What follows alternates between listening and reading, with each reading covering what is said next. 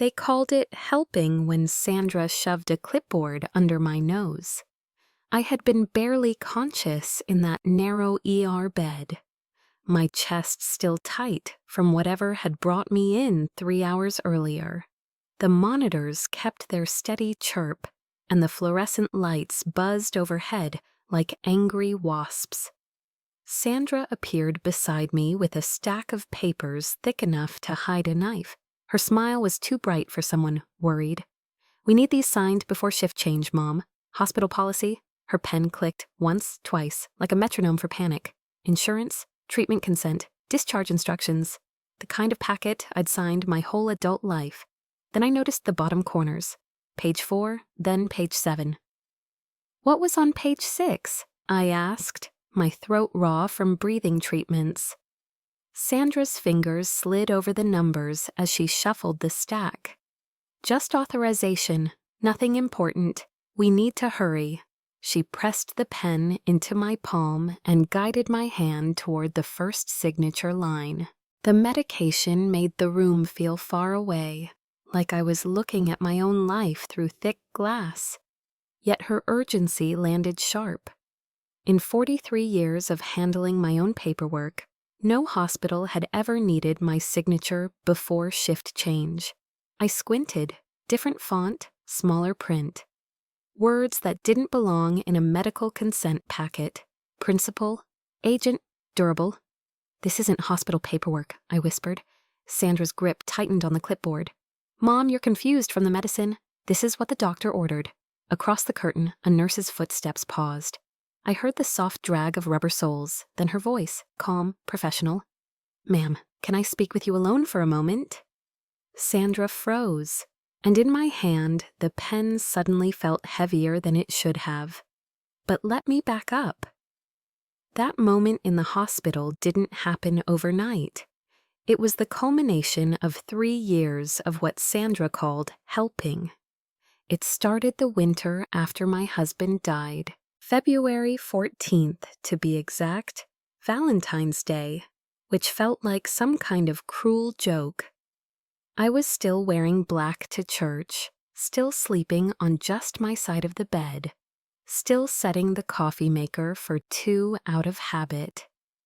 That's when Sandra showed up at my door with 2 overstuffed suitcases, my 3-year-old grandson Tommy clinging to her leg, both of them looking like refugees from their own life. "My landlord doubled the rent," she said, tears streaming down her face. "We've got nowhere else to go, Mom, just for a few weeks while I figure something out." Behind her, Tommy's lower lip trembled as he clutched his stuffed dinosaur. This little boy who'd spend every Sunday dinner at my kitchen table, who called me Gamma because he couldn't quite manage Grandma. What kind of mother-in-law turns away her deployed son's family? "Of course you can stay," I told her, already mentally rearranging my sewing room. Michael would never forgive me if I let his wife and son end up in some shelter. Sandra's relief was so palpable, I felt it in my chest. She hugged me tight, smelling of the vanilla perfume she'd worn since college, and whispered thank you over and over into my shoulder. Tommy peeked around her legs and grinned when I winked at him. "Just until I get back on my feet," she promised. "Maybe a month, tops." That first week felt like a blessing. The house had been too quiet since Robert died. Sandra cooked real dinners, helped Tommy with his bath while I did dishes, and their laughter filled the hallway. Tommy transformed my orderly house into something alive. His trucks lined up in the living room, his books stacked on the coffee table, his sneakers by the front door next to mine. 1 month became 3. 3 became 6. Christmas came and went with Tommy's excitement filling every corner of the house. Sandra had stopped mentioning apartment hunting sometime around Thanksgiving. When I asked about it, she'd get that overwhelmed look and start talking about how expensive everything was, how Tommy was finally settled, how she didn't want to disrupt his routine right before he started pre-K. Besides, she'd say, her hand gentle on my arm. "You seem so much happier with us here. The house feels like a home again, doesn't it?" She wasn't wrong about that part. But somewhere between month 6 and month 12, helpful became something else entirely. She still called it helping. Sandra offered to pick up my prescriptions when she was already going to the pharmacy. She volunteered to handle the grocery shopping because she knew what we needed. She took over scheduling my doctor appointments because I'd complained once that the automated phone system confused me. "You've got enough to worry about, Mom," she'd say with that sweet smile. "Let me handle the running around. You've done enough of that for one lifetime." It sounded loving. It sounded considerate. But gradually, my errands became her errands. My appointments became conversations between her and my doctors that happened while I sat in the waiting room. My mail started getting filtered through Sandra's hands before I ever saw it. "Just bills and junk," she'd say, keeping most of the envelopes and handing me the sales circulars. "Nothing you need to worry about." The shift was so gradual, I almost missed it. One Tuesday morning in October, I went to write a check for the cleaning lady and realized my checkbook wasn't in the kitchen drawer where I'd kept it for 43 years. I found Sandra in the living room with Tommy, my checkbook open on the coffee table alongside a stack of bills. "What are you doing with my checkbook?" She looked up, surprised, as if I'd asked why the sky was blue. "Paying the bills, Mom. Like always, like always." But when had always started? I couldn't remember the last time I'd actually written a check myself. The last time I'd balanced my own account. The last time I'd seen what was coming in and going out of my finances each month. "I can handle my own bills, Sandra." "Of course you can," she said, but her hand didn't leave my checkbook. "But why should you have to? You raised your family. You took care of Dad for all those years. Now it's time for someone to take care of you." Standing in my own living room, looking at my own checkbook in someone else's hands, I felt like I was viewing my life through the wrong end of a telescope. Everything looked smaller, farther away, less mine than it used to be. When did I become the child? The bank statements told a story Sandra's helpful smiles couldn't quite cover. I'd started requesting copies sent to my email instead of the paper statements that went missing between the mailbox and my hands. What I found made my stomach clench with something between anger and disbelief. Every month brought a new emergency that required Sandra to borrow from my accounts. January, $800 for car repairs after her check engine light came on. February, $1,200 for Tommy's urgent care visit when he had that ear infection. March, $600 for her student loan payment that was threatening to go into default. April, $900 for home repairs when the washing machine flooded the utility room. Each withdrawal came with explanations and promises to pay me back. "As soon as my tax refund comes in, Mom, I swear." Just until I can pick up more hours at the office. "This is the last time, I promise. Things will be different next month." But tax season came and went. Her refund, she explained, had been smaller than expected. She'd had to use it to pay down her credit cards so she could get her finances in order and stop being such a burden. Meanwhile, my savings account dropped from $47,000 to $31,000 in 18 months. $16,000 gone. I printed out 12 months of bank statements and spread them across my kitchen table. The pattern was undeniable. Every month, money flowed out of my accounts into Sandra's emergencies.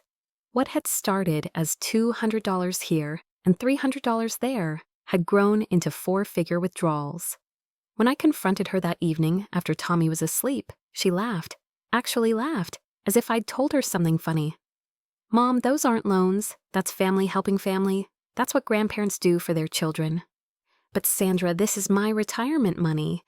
This is what I need to live on for the next 20 years. Her expression shifted, the laughter dying away. Are you saying you don't want to help us anymore? Because if we're such a burden. That's not what I said. Tommy loves it here. He calls this home. And honestly, what would you do rattling around in this big house all by yourself? Michael's worried sick about you being isolated. We all are. The conversation ended the way those conversations always ended. With me apologizing, with Sandra forgiving my selfishness, with promises that things would be different next month. But as I lay in bed that night, staring at the ceiling, I knew they wouldn't be. The emergencies always got more expensive. 3 weeks ago, everything changed. I was in the garden pulling weeds around the tomato plants when the chest pain started, not sharp like a knife, more like someone had wrapped a belt around my ribs and kept tightening it, notch by notch. I sat down on a concrete steps leading to the back porch, telling myself it was just heartburn from the chili Sandra had made for lunch. But the pain spread to my left arm, then my jaw. Even I wasn't stubborn enough to ignore those signs. Sandra, I called through the screen door. I think I need to go to the hospital. The words felt strange in my mouth, like admitting defeat. In 72 years, I'd delivered my own babies with midwives, set my own broken wrist when I fell off a ladder, and nursed Robert through 2 heart attacks without falling apart. Asking for help didn't come naturally. Sandra appeared in the doorway, took one look at my face, and sprang into action. She had her purse and car keys before I'd even stood up from the steps. Her efficiency should have been comforting. Instead, something about her preparedness made me uneasy. Don't worry about anything, Mom. I'll take care of everything. During the 20-minute drive to Regional Medical Center, Sandra made phone calls through her Bluetooth headset. She called Tommy's daycare to arrange pickup. She called her boss to explain she'd be late to work tomorrow. She even called my doctor's office to let them know I was being admitted. How do you know I'm being admitted? I asked from the passenger seat, one hand pressed against my chest. Chest pain at your age? They'll want to keep you for observation. Standard protocol. Her certainty bothered me. So did the manila folder she pulled from her glove compartment once we reached the hospital parking lot. When had she prepared that? What was in it? Just insurance cards and emergency contact information, she said when she caught me staring. You know how hospitals are with their paperwork? She'd been prepared for this moment. The emergency room moved around me in controlled chaos. EKG leads stuck to my chest. Blood pressure cuffs that squeezed and released every few minutes. A parade of nurses asking the same questions. Do you smoke? Any family history of heart disease? Sandra stationed herself next to my bed like a sentry, answering questions before I could open my mouth.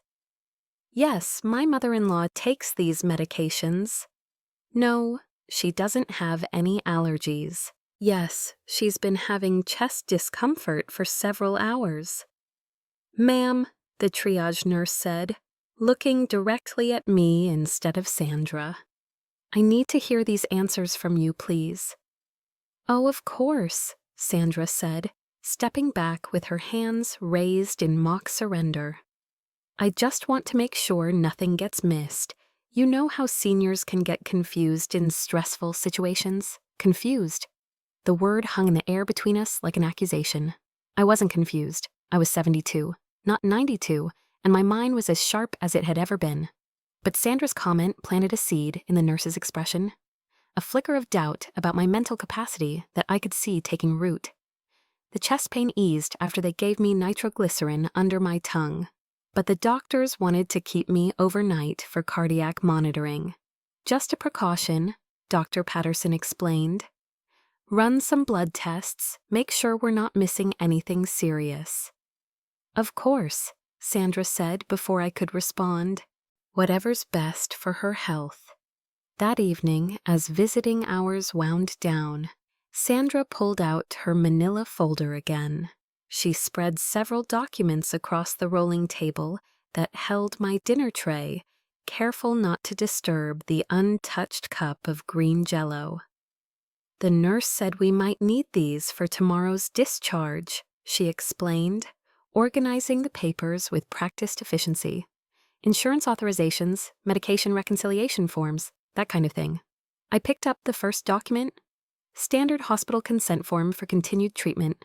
The second was a HIPAA authorization allowing Sandra to discuss my care with doctors. Normal stuff that I'd signed a dozen times during Robert's hospitalizations. But the third document made me pause. "What's this one for?" Sandra glanced at the paper in my hand. "Medical power of attorney.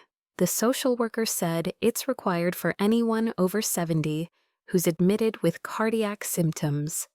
Just hospital policy, hospital policy." That phrase again. But something about the document felt different from the others. The formatting was slightly off, different font, different spacing, different letterhead than the official hospital forms above it. "This doesn't look like it came from the hospital," I said. Sandra's smile tightened almost imperceptibly. "It's a standardized form they use across the whole hospital system. All the regional hospitals use the same templates." She was lying. I'd filled out medical power of attorney paperwork when Robert was sick, and it hadn't looked anything like this. Those forms had been thick packets with witness requirements and notarization specifications. This was a single page with signature lines that looked too simple, too convenient. "I'd like to read through this more carefully," I told her. "Of course, Mom. Take all the time you need. But the nurse mentioned they'll need everything signed before the morning shift change, or it might delay your discharge."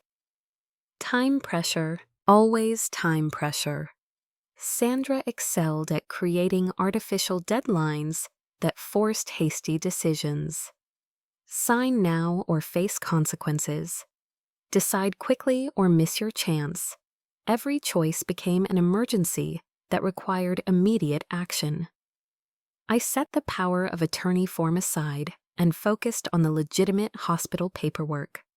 But as Sandra gathered up her purse and jacket to leave for the night, I noticed something else. The papers she'd brought were all neatly organized in plastic sleeves, as if she'd been preparing this packet for weeks. She hadn't just been ready for my medical emergency. She'd been waiting for it. The night shift brought different nurses, different rhythms, different opportunities to think clearly without Sandra's helpful hovering. Nurse Jessica checked my vitals every 4 hours and asked if I needed anything for pain or anxiety. Around 2 in the morning, when the hallway was quiet, except for the soft beeping of monitors, she pulled up a chair next to my bed. "How are you feeling about everything?" she asked. Sometimes people have questions about the paperwork their families bring in. The way she phrased it made me think this wasn't her first time having this conversation. "That medical power of attorney form," I said slowly. "Does it really look like your standard hospital documents to you?" Jessica glanced toward the door, then back at me. "I'm not supposed to give legal advice, but I can tell you that our official POA packets are much thicker than what your daughter-in-law showed me. They require 2 witnesses and a notary. The form she brought, that's not our usual format." My heart rate monitor picked up the rhythm of my pulse accelerating, not from chest pain this time, but from recognition of just how close I'd come to signing away control of my medical decisions to someone who'd been systematically stealing my money for 3 years. What should I do? "That's not for me to say," Jessica whispered. "But if you have concerns about any documents, you can always ask to speak with our patient advocate in the morning. Sometimes families mean well, but—" She didn't finish the sentence. She didn't need to. One page looked different. When Nurse Jessica returned for my 6 a.m. vitals check, I was ready for her. I'd been awake for 2 hours, staring at the ceiling tiles and thinking about manila folders that appeared too quickly, documents that didn't match hospital formatting, and 3 years of emergencies that always seemed to benefit Sandra more than they cost her. "How did you sleep?" Jessica asked, wrapping the blood pressure cuff around my arm. "I've been thinking about our conversation last night, about the paperwork." Jessica's movements slowed. She pumped the cuff methodically, watching the gauge, but I could tell she was listening carefully. "I think my daughter-in-law has been planning this for a while," I continued. The way she had everything ready, the timing of bringing those documents right, when I'm at my most vulnerable. "What makes you think that?" I told her about the manila folder Sandra had pulled from her glove compartment before we'd even reached the hospital, about how she'd answered my medical questions before I could speak, about the 3 years of financial emergencies that had drained my savings while I gradually lost control of my own household. Jessica finished taking my blood pressure, but instead of moving on to the next patient, she pulled out her phone and made a note. "Mrs. Harrison, I'm going to document our conversation in your chart. Sometimes when family members are overeager to help with medical decisions, it raises concerns about patient autonomy." Her pen stopped moving across the chart. An hour later, a woman in a navy blue blazer knocked on my door frame. Mid-40s, kind eyes behind wire-rimmed glasses, carrying a leather portfolio that looked official in a way Sandra's manila folder hadn't. "Good morning, Mrs. Harrison. I'm Caroline Walsh, patient advocate here at Regional. Nurse Jessica asked me to stop by and chat with you about some concerns regarding your discharge paperwork." Sandra wasn't due back until 10, which gave us almost 2 hours to talk without interruption. Caroline pulled up a chair and opened her portfolio, revealing forms that were much thicker and more detailed than anything Sandra had shown me. "Can you tell me about the power of attorney document your family member brought for you to sign?" I described the single-page form with its simple signature lines and lack of witness requirements. Caroline nodded, making notes as I spoke. "Mrs. Harrison, that's not a legally valid POA document for medical decisions in this state.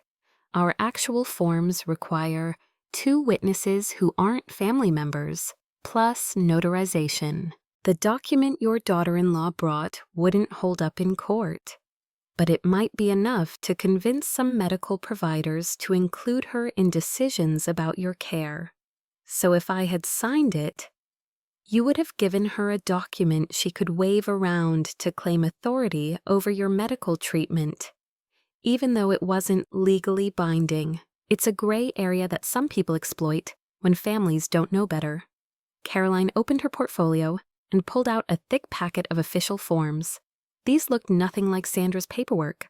The letterhead was embossed, the formatting was consistent, and every page had detailed instructions about capacity assessment and witness requirements. "A legitimate medical power of attorney requires that we verify your mental capacity at the time of signing. That means testing your understanding of what you're agreeing to, confirming you're not under duress, and making sure you understand the consequences of your decision." She handed me a laminated card with bullet points outlining patient rights. The first item was printed in bold. "You have the right to make your own medical decisions as long as you are mentally competent." The fact that you recognized something was wrong with that document tells me your judgment is perfectly intact, Caroline continued. "You don't need anyone else making medical decisions for you right now. Not all signatures are created equal." After Caroline left, I found myself paying attention to details I'd overlooked before. When Sandra arrived at 10 with coffee and a cheerful smile, I watched how her demeanor shifted depending on who else was in the room. With Dr. Patterson, she was deferential and concerned. "Whatever's best for Mom's health, doctor. We just want to make sure she gets the care she needs." With the discharge planner, she was helpful and organized. I've got all her medications at home. I can manage her follow-up appointments. She won't have to worry about anything." But when we were alone, waiting for the final test results, her tone changed entirely. "I hope you didn't say anything confusing to that advocate woman," she said, straightening the blanket across my legs with unnecessary force.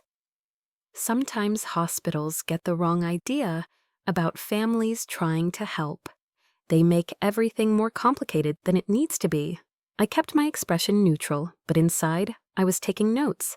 Mental notes about how Sandra's voice got sharper when she thought no one was listening, how her helpful smile disappeared when medical staff weren't present, how she assumed I would be confused by conversations with professionals.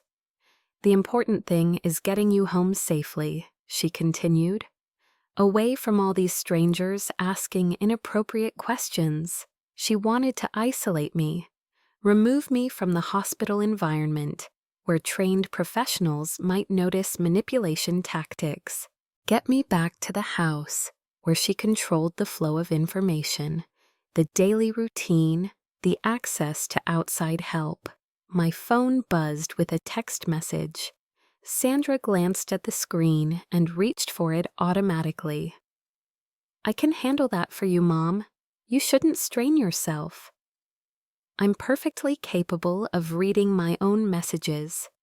The text was from my neighbor, Mrs. Chen, asking how I was feeling and if I needed anything from the grocery store, a simple neighborly gesture that Sandra seemed to view as a threat. "You don't need to bother the neighbors with your medical problems," she said. "I'm here to take care of everything you need. But what if I didn't want Sandra taking care of everything?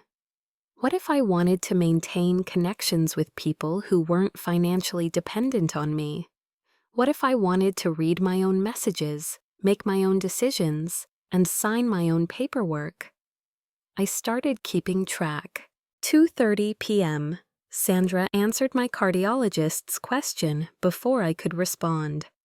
3:15, she told the physical therapist I couldn't manage stairs, contradicting my assessment. 4 o'clock, she asked about memory care resources for cognitive decline. Cognitive decline, I was 72, had balanced my own checkbook for 53 years and had spotted irregularities in legal documents that Sandra had hoped I wouldn't notice. But she was planting seeds of doubt about my mental capacity with every healthcare professional who would listen. By evening, I had a clear picture of Sandra's strategy. Undermine my credibility with medical professionals. Create urgency around decisions that benefited her. Isolate me from outside perspectives that might question her motives. And when all else failed, imply that I was too confused to understand my own best interests. The 24-hour observation period was almost over, but I wasn't ready to go home yet. Not to the house where Sandra controlled access to my mail, my money, my phone calls, and increasingly, my voice in my own life. I needed more time to think, more time to plan, more time to figure out how to reclaim control of my life from someone who'd been stealing it one helpful gesture at a time. She became different people. By the next morning, word had spread through the hospital's professional network faster than I'd expected. Caroline Walsh, the patient advocate, had documented our conversation in my medical record with clinical precision. Nurse Jessica had added her own observations about family dynamics and questionable paperwork. Dr. Patterson had noted concerns about potential coercion during vulnerable patient state. What I didn't realize was that hospitals have protocols for exactly this situation. At 7:15 a.m., while Sandra was still at home getting Tommy ready for daycare, a woman in a charcoal gray suit knocked on my door. She introduced herself as Linda Morrison, hospital social worker, and carried a tablet that she consulted frequently as we talked. "Mrs. Harrison, several members of your care team have flagged some concerns about your discharge planning and family involvement in medical decision-making. I'm here to conduct what we call a capacity assessment. She explained that anytime medical staff suspected potential elder abuse or coercion, state law required the hospital to investigate before discharge. The assessment would evaluate my mental competence, review any suspicious documents, and determine whether I was being pressured into decisions against my best interests.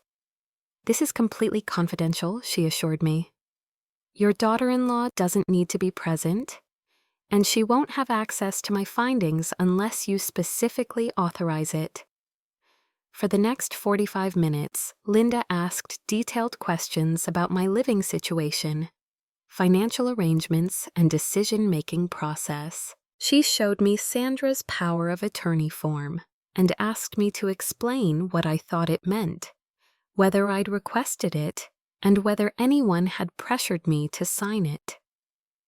Mrs. Harrison, this document has several red flags that suggest potential fraud.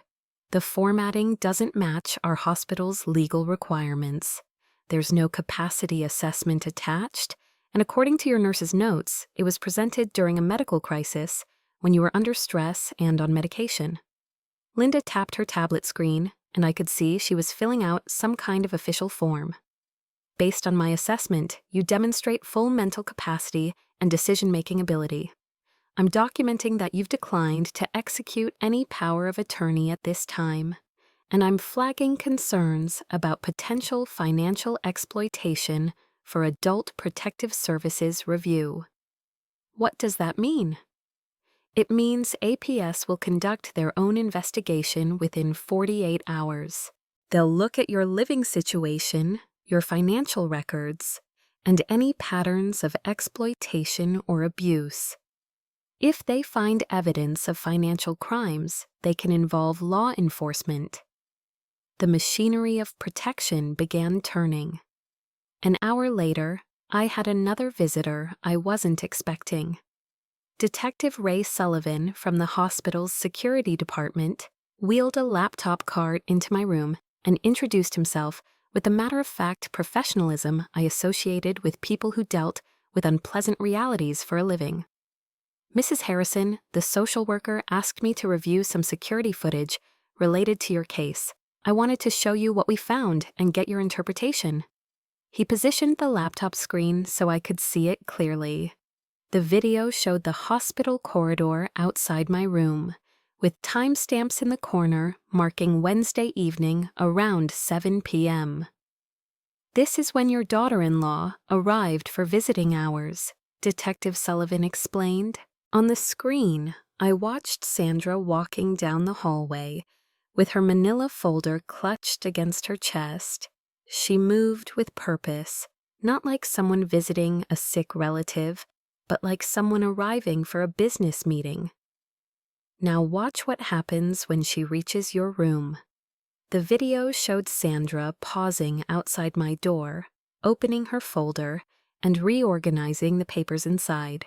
She pulled out what looked like a single sheet and slipped it between the other documents, like someone inserting a counterfeit bill into a stack of real money. That document she added to the stack, that's not something she picked up from the nursing station or the admissions office. She brought it from home. Detective Sullivan clicked to another video file, this one showing the nursing station from a different angle. We checked all our administrative areas. Your daughter-in-law never visited the front desk, never spoke to our legal department, never requested any power of attorney paperwork from hospital staff. That form came from outside our facility. He zoomed in on the timestamp, 7:03 p.m. Sandra had added the POA document to my paperwork 3 minutes before entering my room and telling me it was required by hospital policy. Detective, what does this mean legally?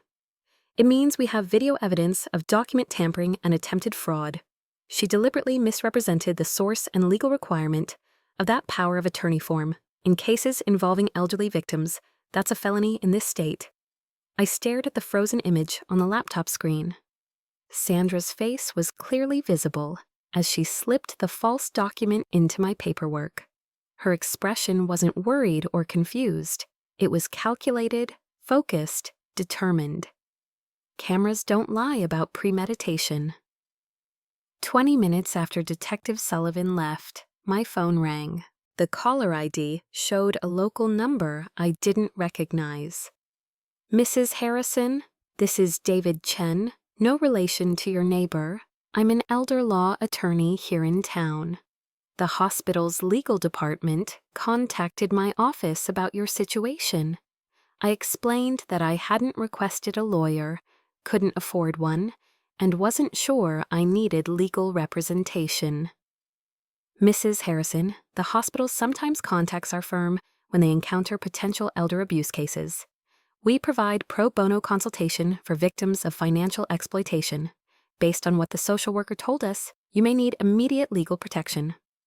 Within an hour, David Chen was sitting next to my hospital bed with a briefcase full of documents that looked nothing like Sandra's amateur forgeries. He was younger than I'd expected, maybe 40, with graying temples and the kind of quiet intensity that suggested he took elder abuse cases personally. Let me explain what's happening from a legal perspective, he began. Your daughter-in-law attempted to obtain power of attorney through fraud and coercion. Even if you had signed that document, it wouldn't be legally valid because it lacks proper witness requirements and was presented under false pretenses during a medical emergency. He opened his briefcase and pulled out a thick folder. However, we need to take immediate steps to protect you from future attempts at legal manipulation. I'm recommending an emergency revocation of any existing power of attorney arrangements, a cease and desist notice regarding your finances, and a formal complaint to Adult Protective Services documenting the pattern of financial exploitation. David spread several official-looking documents across my bedside table. Unlike Sandra's paperwork, these forms had multiple pages, detailed explanations, and spaces for witness signatures. This is what a legitimate power of attorney packet looks like, he said, pointing to the thick stack. Notice the capacity assessment requirements, the witness specifications, the notarization protocols. Your daughter-in-law's document had none of these safeguards. What happens if she tries something like this again? With these protections in place, any bank, hospital, or legal institution will require proper documentation before accepting her authority over your affairs. More importantly, any future attempts at financial exploitation will trigger immediate law enforcement response. David handed me a business card and a folder containing copies of everything he'd prepared. Mrs. Harrison, I want you to understand something important. What happened to you isn't unusual, but it is criminal. Family members account for 90% of elder financial abuse cases. They use emotional manipulation, isolation, and fake urgency to steal from people who trust them. He pointed to the signature lines on the legal documents he'd prepared. But here's what your daughter-in-law didn't count on. The law recognizes these tactics, and there are systems in place to stop them. You don't have to accept financial abuse just because it comes from family. I picked up his pen, a real pen, not the cheap hospital ballpoint Sandra had tried to pressure me with, and began signing my name to documents that would protect me instead of exploiting me. The law had teeth, after all. By Thursday afternoon, less than 48 hours after Sandra had tried to trick me into signing away my rights, a complete legal framework surrounded me like armor I hadn't known I could wear. Adult Protective Services had opened a case file. The hospital security department had preserved video evidence of document tampering. An elder law attorney had filed emergency protective orders. The bank had been notified to flag my accounts for suspicious activity. Sandra still thought she was in control of my medical discharge. She had no idea that while she'd been at home planning how to manage my care, I'd been working with professionals who specialized in stopping people exactly like her. When she walked into my room at 6 p.m. with her helpful smile and updated discharge papers, she was walking into a trap 3 years in the making. Sandra arrived at 6 p.m. sharp, just as she had every evening for the past 3 days. But this time, she wasn't alone.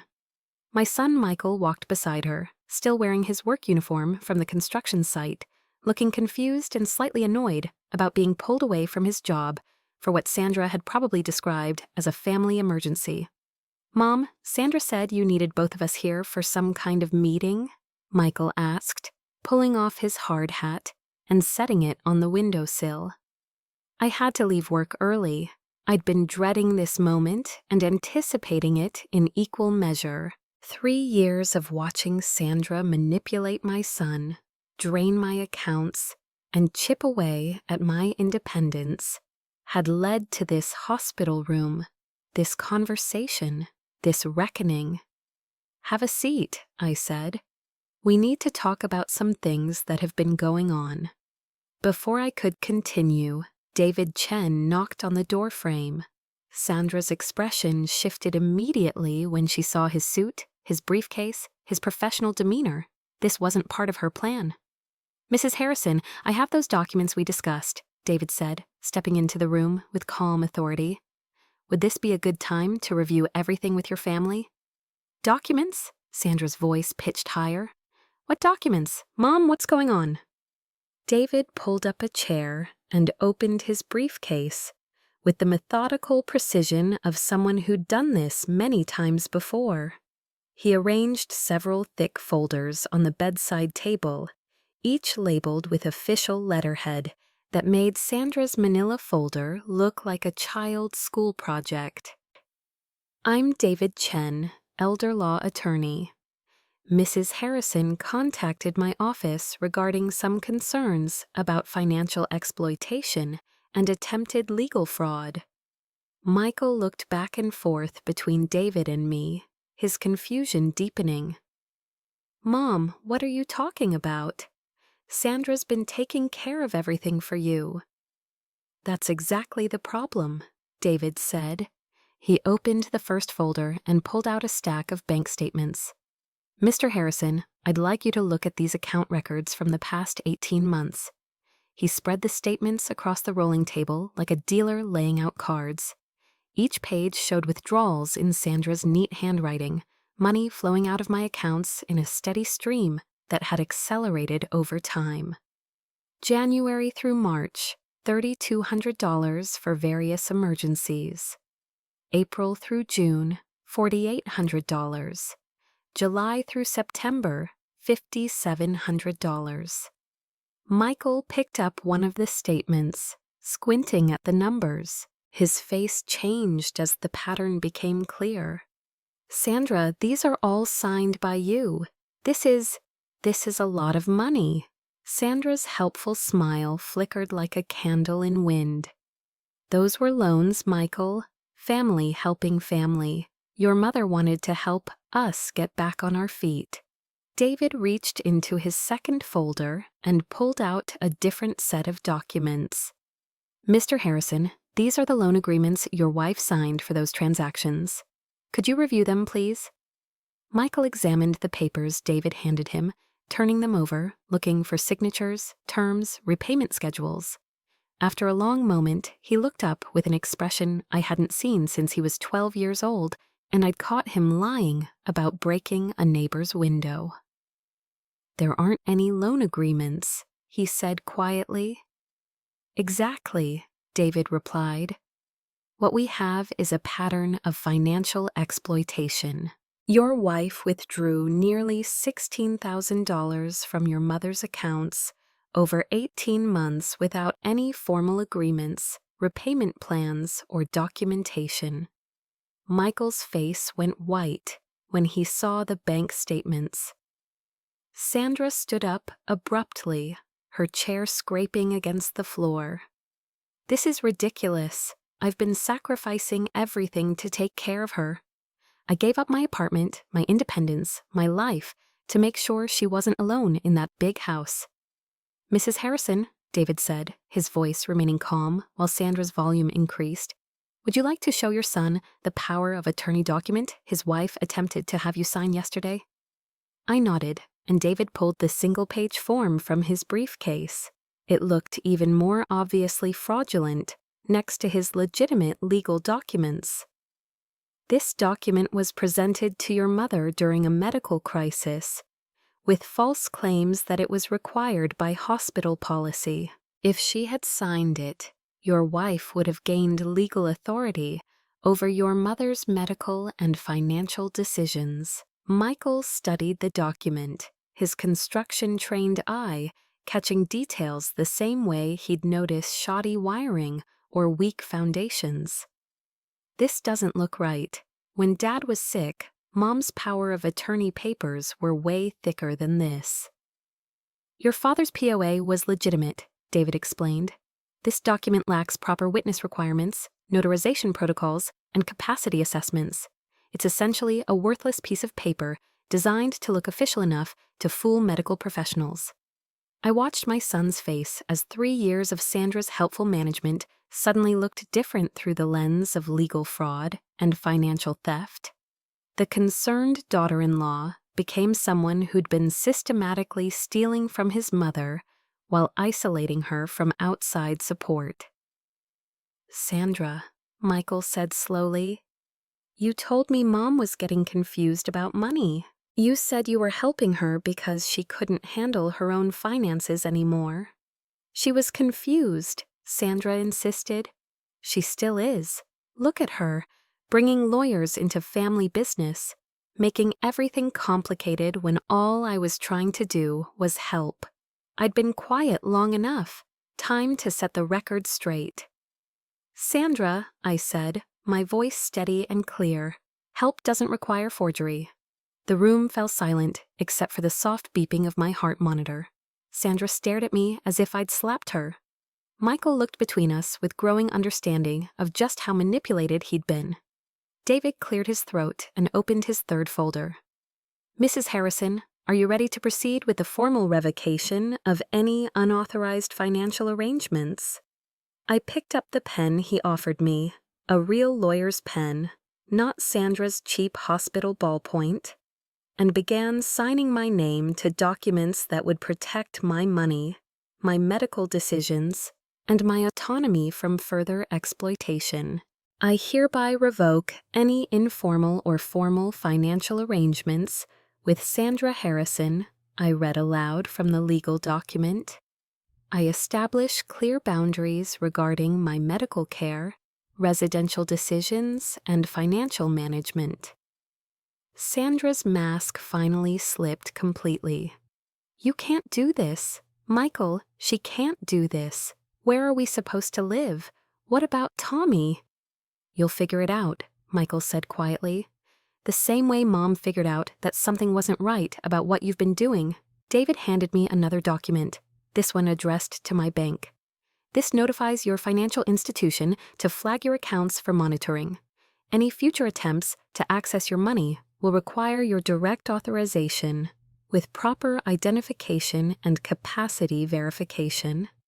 I signed that one too, and David added his own signature as witness, followed by Michael's name in the careful block letters he'd learned writing construction permits.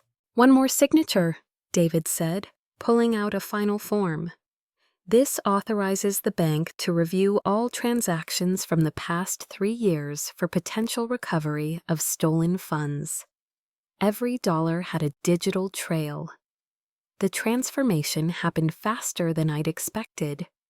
Within 48 hours of our hospital confrontation, Sandra had moved out of my house, not gradually, not with transition discussions.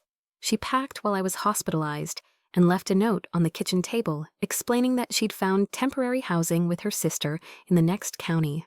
No forwarding address, no timeline for Michael to see his son, no acknowledgement of 3 years spent draining my bank accounts while positioning herself as my caregiver. Michael stood in my living room the day I came home, holding Sandra's note and looking shocked. The house felt different without Sandra's constant management, quieter but somehow larger. as if rooms had been returned to their original purposes. "She took Tommy," he said, voice flat with shock. "Didn't even let me say goodbye properly. Just packed up and left while I was at work, like we were strangers instead of family." I watched my son process that his wife had been stealing from his mother for years, then disappeared with his child rather than face consequences. The woman he'd trusted, married, built a life with, had been manipulating both of us from the beginning. "Michael, Sandra knew exactly what would happen once you saw those bank statements. She planned her exit strategy just as carefully as everything else. The manila folder, the fake documents, even the timing of my medical emergency, none of it was coincidental." He sank into Robert's old armchair, the one Sandra had claimed should be donated to charity. Now I understood that suggestion differently. "Mom, I need to ask you something, and I want you to be honest with me. How long did you know what she was doing?" I thought about that question while Michael waited. How long had I known? When did suspicion become certainty? When did Sandra's helpful management start feeling like control? I knew something was wrong for at least a year, I admitted, but I kept telling myself I was being ungrateful, paranoid, selfish. She was family. Michael's hands clenched. "She wasn't taking care of you. She was using your money, your house, your trust. And I helped her do it." That was when my son fully understood his role in my exploitation. He'd enabled my abuse through willful blindness. "Michael, you didn't know—" "I should have known," he interrupted. "I should have paid attention. I should have asked questions when you stopped driving yourself to appointments. When Sandra started answering your phone. When you seemed to get quieter every time I visited." Clarity came slowly, then all at once. The legal protections David Chen had put in place worked exactly as promised. Within a week of my discharge, the bank flagged Sandra's attempt to access my accounts using the fraudulent POA. She'd tried 3 different branches, only to be told that new security protocols required my personal authorization. Adult Protective Services also found evidence that Sandra had researched elder financial exploitation online for months, downloading POA forms and even consulting with a paralegal about guardianship, all while presenting herself as my devoted caregiver. But the most profound change was in my relationship with Michael. 3 years of Sandra serving as intermediary between us had created distance I hadn't fully recognized until she was gone. Without her helpful translations of my needs, without her managing our phone conversations and visit schedules, we had to relearn how to communicate directly. Michael started coming by the house every few days, not because Sandra had arranged it, but because he wanted to check on me. We talked about things Sandra had never shown interest in: my garden, my neighbors, the books I was reading. "I forgot how sharp you are," he said one evening as we sat on the front porch. "Sandra always made it sound like you needed constant supervision, like you were one step away from forgetting to turn off the stove." I'd changed the locks on my doors the day after Sandra left, not out of anger, but out of necessity. I needed to know that my home was mine again, that no one could walk in and reorganize my life without permission. The new keys felt symbolic, physical proof that I controlled access to my own space. The locksmith, an older gentleman who'd been in business for 30 years, told me I wasn't the first elderly customer who'd needed to change locks after family exploitation. Michael asked if I wanted him to have a spare key. I thought about it for several days before saying yes. Trust would need to be rebuilt gradually, earned through consistent behavior rather than assumed because of family ties. "Mom," he said during one of our porch conversations, "I owe you an apology that's about 3 years overdue. I failed to protect you from someone I brought into your life. I should have been paying attention. I should have questioned what Sandra was doing instead of being grateful that someone else was handling the responsibility. I appreciated his honesty, but apologies couldn't undo the financial damage or restore the years of autonomy I'd lost. Trust would need to be rebuilt gradually, through consistent actions rather than good intentions. Michael, I understand why you trusted her. She's very good at making people believe she's helping when she's actually taking control. But I need you to understand something important going forward.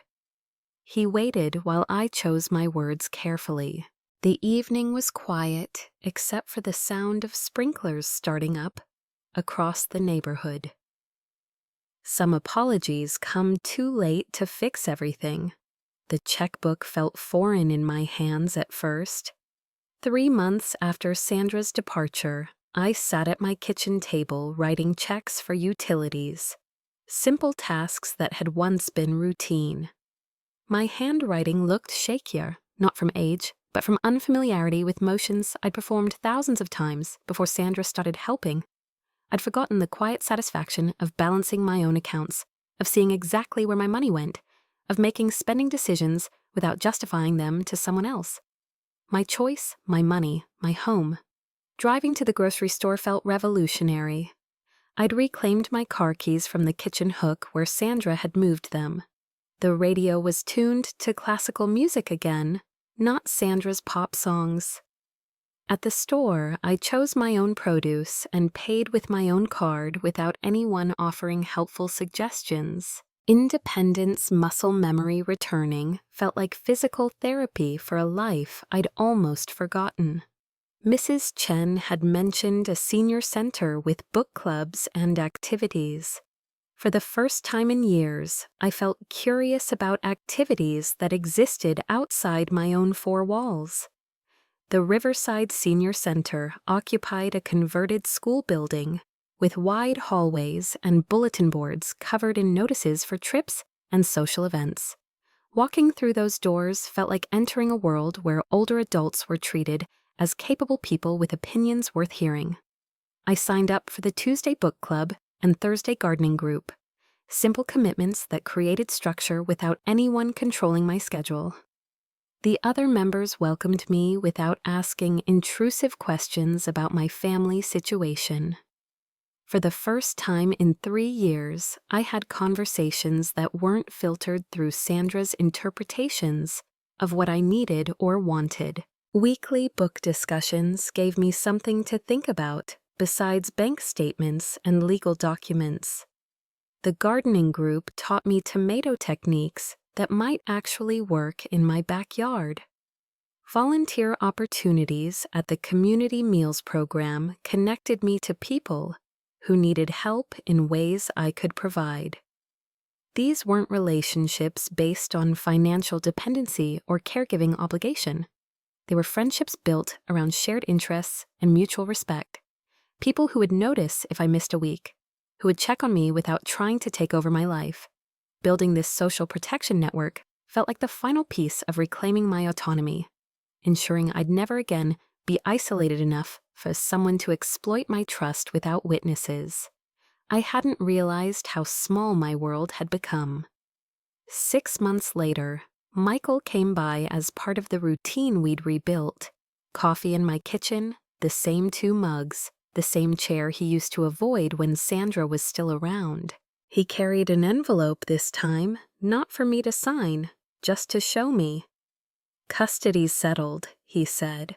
"Tommy spends weekends with me now. Sandra's living with her sister for good. She found work about an hour away. I had missed my grandson more than I liked admitting. But Sandra had used him like a door key, turning him in my lock whenever she needed me compliant." "How did you fight back?" Michael asked. I looked down at my own hands, the same hands she'd tried to steer across a line I didn't agree to. I remembered that clipboard in the ER, pages that didn't match, fonts that didn't belong, my signature treated like it was something you could harvest. "I learned that when someone steals your signature, they're trying to steal your voice," I told him.